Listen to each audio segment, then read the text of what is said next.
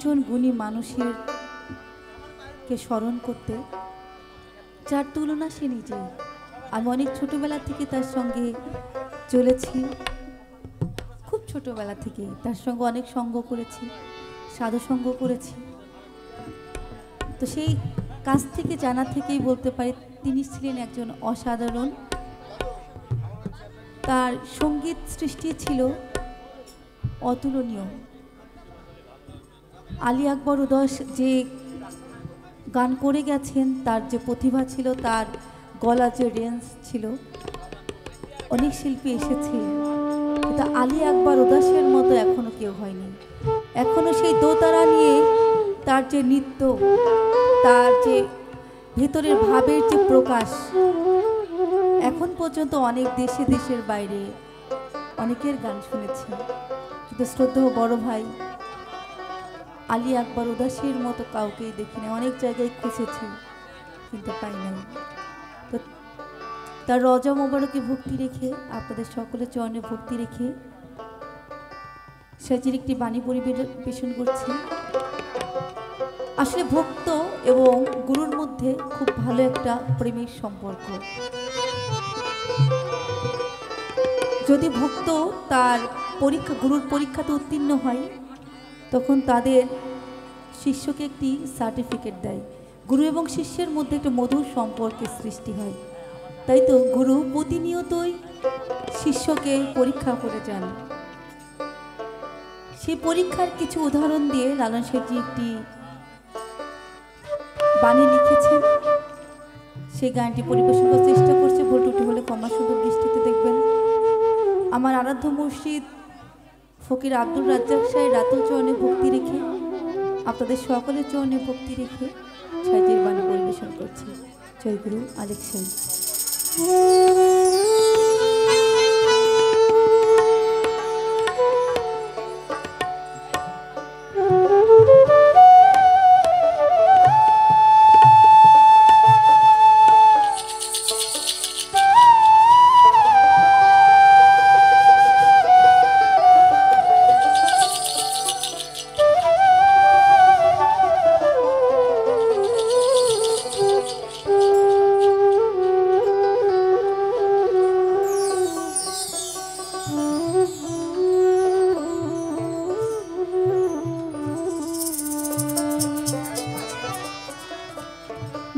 মোনামা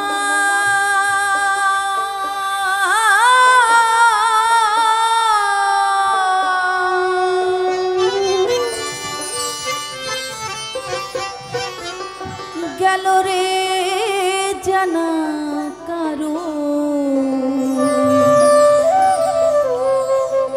রবে না এ ধন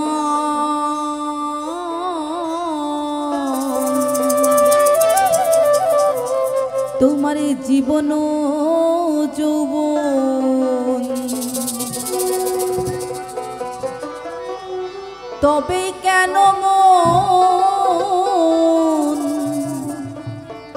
করো এত বাসনা,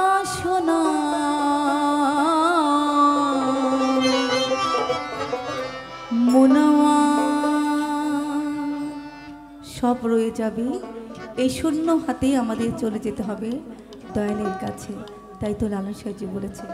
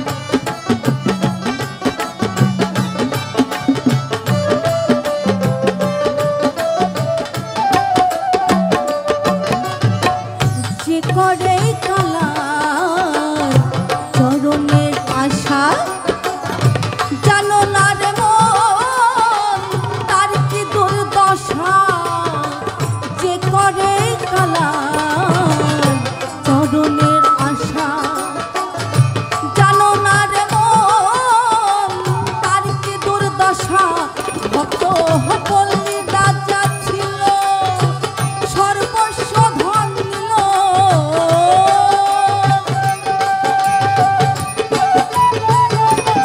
ভক্ত বললি রাজা ছিল সর্বস্ব ধন নিল বামন রূপে প্রভু করেন ছলনা কারো রবে না এ ধন জীবন যৌবন তবেই কেন মন এতই বাসনা কারো রবে না এ ধন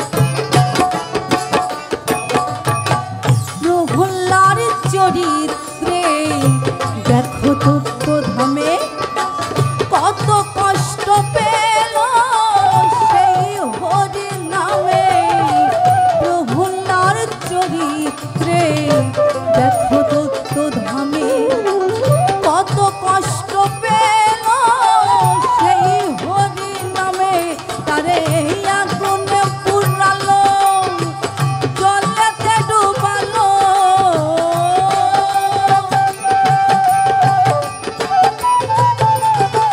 তারে আগুনে পুরালো জলেতে ডুবালো তবু না ছাড়িল শ্রীরাম সাধনা কারো রবে না এ ধন জীবন যৌবন তবে কেন মন এতই বাসনা কারো রবে না এ ধন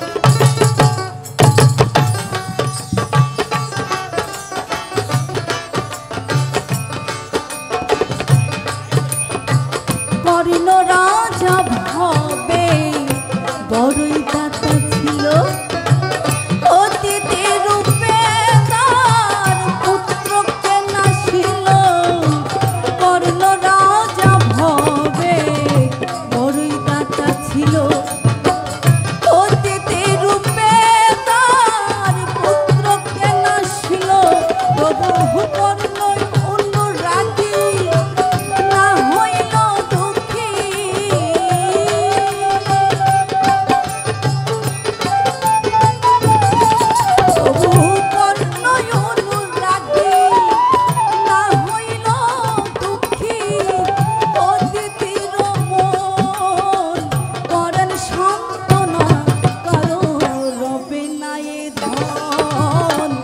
জীবন যৌবন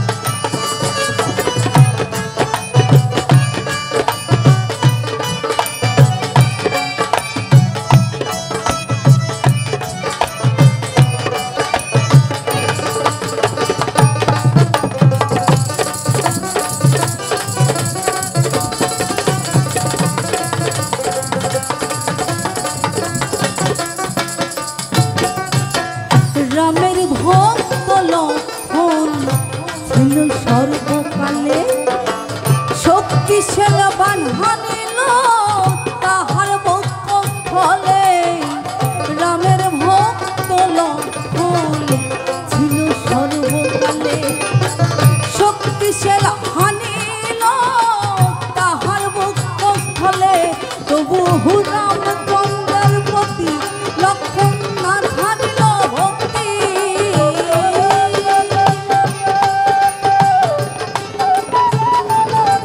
তবু রামচন্দ্রের প্রতি লক্ষণ না ছাড়িল ভক্তি লালন বলে করো রে ওই বিবেচনা কারো রবে নাই ধন জীবন যৌবন তবে কেন মন এতই বাসনা কারো রবে নাই ধন একবার সপুরের দেশে বই দেখি দম কষে সপুরের দেশে বই দেখি দম কষে উঠিস না রে ভেসে পেয়ে যন্ত্রণা কারো রবে নাই ধন জীবন যৌবন তবে কেন মন এতই বাসনা কারো রবে নাই ধন